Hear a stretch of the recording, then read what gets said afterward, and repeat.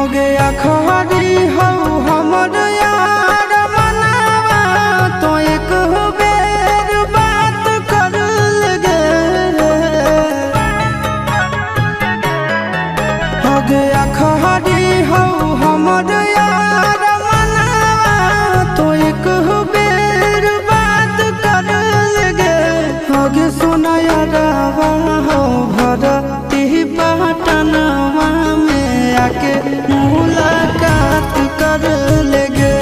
आगे सुना यारवा हो भरती पटनवा में आके मुलाकात कर लेगे।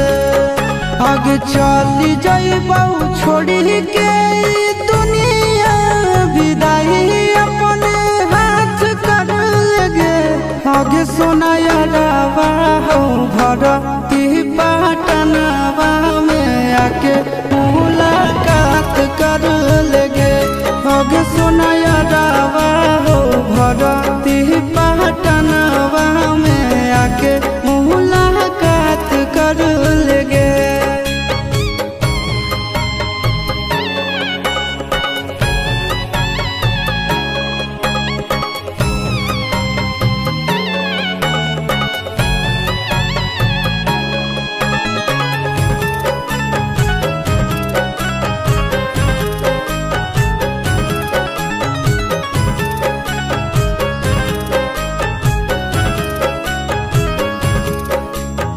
मोरे घर पनिया पिलाई दी है जान गे।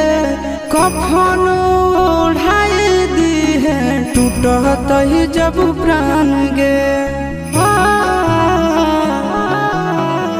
मोरे घर पनिया पिलाई दी है जान गे।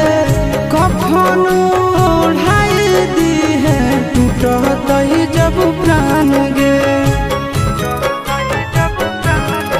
हगे हमारा से तोरा जाती प्यार होता भेंट साक्षात कर लगे।